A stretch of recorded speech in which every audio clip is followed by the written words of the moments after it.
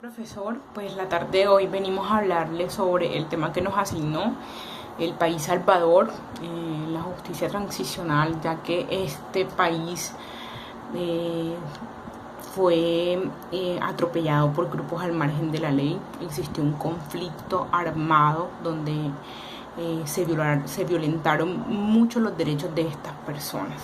Mi grupo está conformado por María Claudia Mora, Iraida Mebarak y María Mónica Santo Domingo. Voy a hablarles sobre unos antecedentes, lo cual sucedió en este conflicto. Bueno, a finales del siglo XIX en este país existían muchos campesinos los cuales vivían de la actividad económica principal, que era la cosecha del café. Muchos pues tenían sus tierras, sus cosechas, sus propiedades. De un momento a otro, pues un grupo élite militar llegó a vulnerarle sus derechos, arrebatándole sus pertenencias, sus tierras, sus cosechas, sin ninguna explicación. Muchos de ellos deciden dejar todo abandonado e irse a Honduras para proteger su vida y pues a buscar protección. Muchos se quedaron y pues muchos perdieron la vida en este conflicto. En el año 1932, el general Maximiliano Hernández da la orden para que exterminen entre 10.000 y 32.000 campesinos indígenas. Se puede decir que este país demoró, gobernado por militares, más de 50 años, donde no tenían pues libre expresión, no podían escoger autónomamente a una persona civil que gobernara este país, sino que los militares de alto rango pues se apropiaron del gobierno de este país. Acá nos habla de un general llamado Humberto Romero. Este general pues era uno de los altos mandos de este país, donde él daba unas órdenes y donde no se cumplieran pues él tomaba represalias contra las personas que no lo hacían. En muchas ocasiones atentó contra la vida de muchos campesinos y de muchas personas civiles. En algún momento de esta situación, bueno, podemos decir que en este país la dictadura militar era lo máximo, ya que aquí gobernaban los militares de alto rango.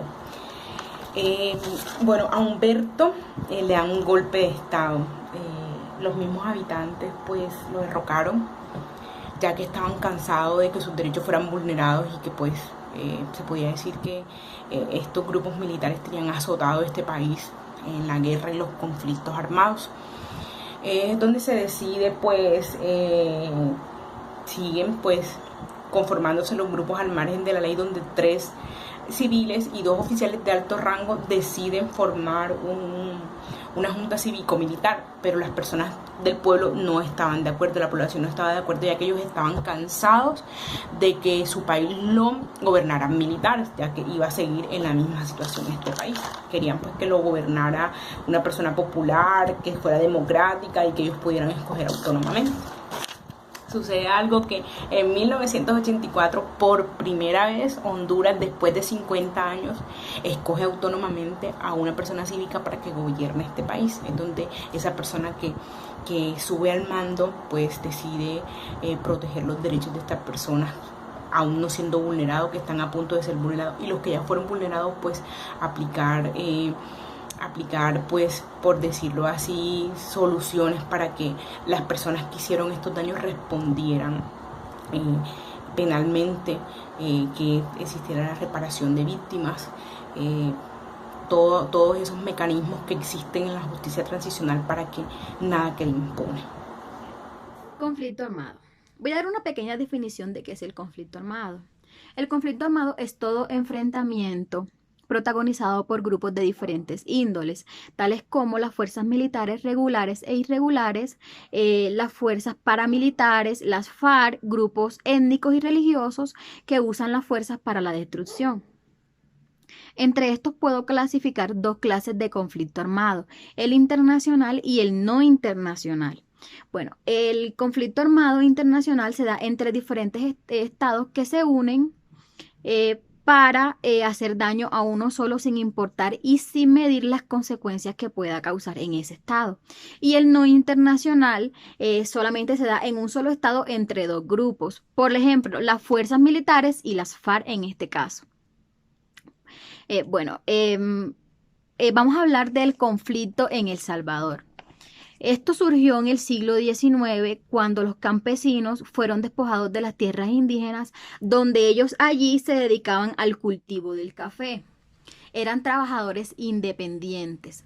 Luego de ser trabajadores independientes pasaron a ser trabajadores con un sueldo irrisorio, lo cual a ellos no les gustó, lo que ocasionó entre ellos y se expandió a diferentes países rebeliones y desde allí se vio las masacres de las fuerzas públicas. Transcurrió un tiempo y llegaron unos acuerdos para el comercio internacional con el IMNOS y Estados Unidos, lo que ocasionó en El Salvador una industrialización y mejoramiento en el mercado interno y lo modificó.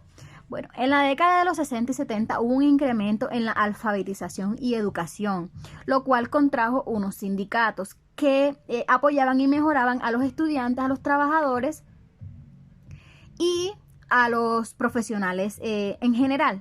Entonces, después de esto ocurrió algo para El Salvador que no fue muy bueno, la llamada guerra del fútbol.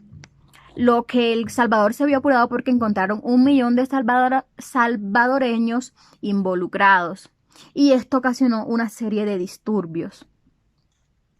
Luego, por fin, en 1984, después de 50 años de gobierno militar, El Salvador escogió su primer presidente, que fue Napoleón, y que él prometió dar fin a la guerra. Bueno, profesor, para concluir acerca de lo anterior dicho por mis compañeras, les vengo a hablar sobre el posconflicto en El Salvador. Pero antes quiero hacer énfasis sobre qué es el posconflicto. Se dice que este es un periodo de superación total o parcial de los conflictos armados dentro de un país. Bueno, encontré algo muy importante sobre un reconocido economista que se llama Baldwin, de Liverpool, el Reino Unido, donde nos dice que el conflicto es una forma de competencia donde las partes que pugnan, es decir, las partes en conflicto, reconocen tener metas mutuamente incompatibles. Durante este se dan diferentes tipos de procesos como la de facilitación, de negociación, de mediación o de realización de acuerdos y actividades tendientes a solucionarlo, que llevan a diversas maneras de transformar, gestionar y terminar el enfrentamiento, con el fin de entrar en una etapa a la cual se supondría aspiran partes involucradas.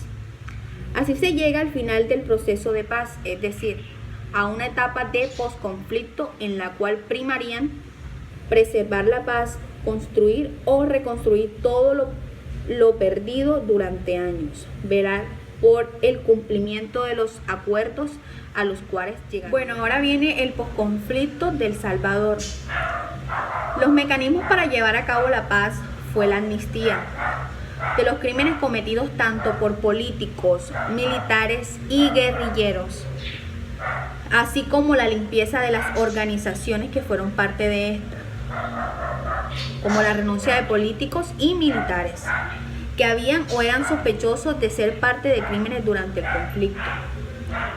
Los involucrados fueron llevados a juicio para que fuesen juzgados por sus crímenes. Sin embargo, la verdad absoluta aún se desconoce. Ante esta situación se creó Comisión de Verdad, la cual fue obtenida información sobre los crímenes cometidos debido a las denuncias que habían hecho las víctimas. Sin embargo, esta comisión solo se encargó de recopilar la información sobre los crímenes, siendo esta la única ocasión en la que se permitió a las víctimas del conflicto una amnistía, tanto para el Estado como para los miembros de la guerrilla. Las víctimas, aún después de 27 años, no han sido reparadas y se desconoce la verdad aún. Todo lo que pasó en Salvador fue un caos total. Si la gente no se hubiese enfrentado, aún fueran gobernados por militares. O sea, todos estos cambios que han llevado han sido para bien, y es lo que estamos pasando ahorita mismo en Colombia, que se quiere llegar a una paz, pero aún no se ha dado. Bueno, aquí termina mi exposición y la exposición de mis compañeras. Muchas gracias por haber atendido esta información y hasta luego.